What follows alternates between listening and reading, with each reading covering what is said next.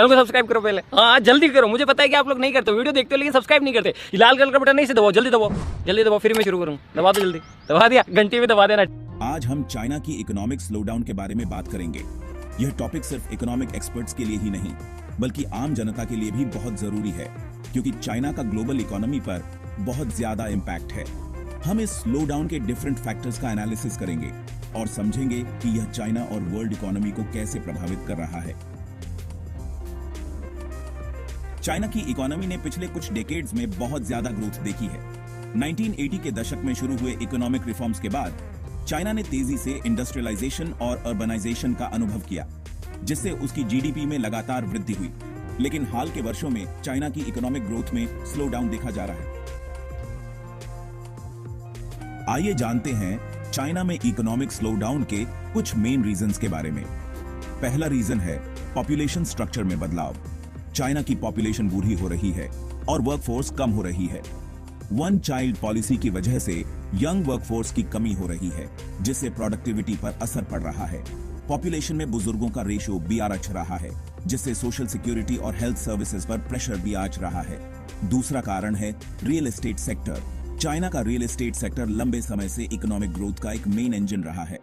हालांकि हाल के वर्षों में इस सेक्टर में ज्यादा कंस्ट्रक्शन और प्राइसेस में बहुत ज्यादा बढ़वार ने एक बबल बना दिया है, जिससे कई कंपनीज बैंकरप्ट हो गई हैं।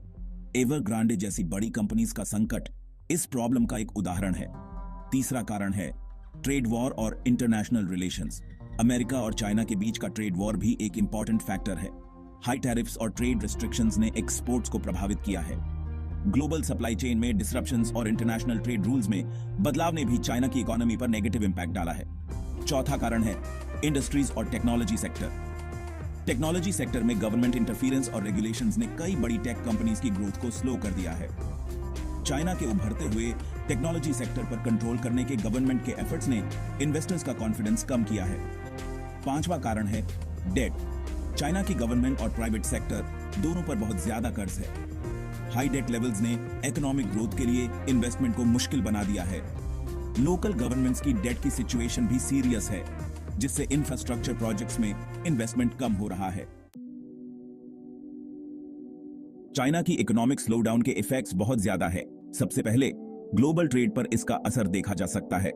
चाइना ग्लोबल सप्लाई चेन का एक मेन पार्ट है और उसकी इकोनॉमिक स्लोडाउन का असर ग्लोबल ट्रेड पर पड़ता है। कई देशों के लिए चाइना एक बड़ा एक्सपोर्ट मार्केट है और उसकी डिमांड में कमी का इंपैक्ट उनकी इकोनॉमीज पर पड़ता है। दूसरा, ग्लोबल फाइनेंशियल मार्केट्स में चाइना की इकोनॉमिक सिचुएशन में गिरावट से इंस्टेबिलिटी बार आ जाती है। इन्वेस्टर्स चाइना की स्लो डाउन के संकेतों पर बहुत ज्यादा रिएक्शन करते हैं। तीसरा, ग्लोबल प्रोडक्शन और प्राइसेस भी प्रभावित होते हैं। चाइना के प्रोडक्शन में कमी से कई प्रोडक्ट्स की सप्लाई कम हो जाती है, जिससे ग्लोबल लेवल पर प्राइसेस भी आ सकते हैं। चाइना की इकोनॉमिक स्लो डाउन एक कॉम्प्लिकेटेड और मल्टी लेयर्ड प्रॉब्लम है, जिसमें कई फैक्टर्स शामिल हैं। यह स्लो डाउन न केवल चाइना की डोमेस्टिक इकोनॉमी पर बल्कि ग्लोबल इकोनॉमी पर भी बहुत ज्यादा इंपैक्ट डालती है।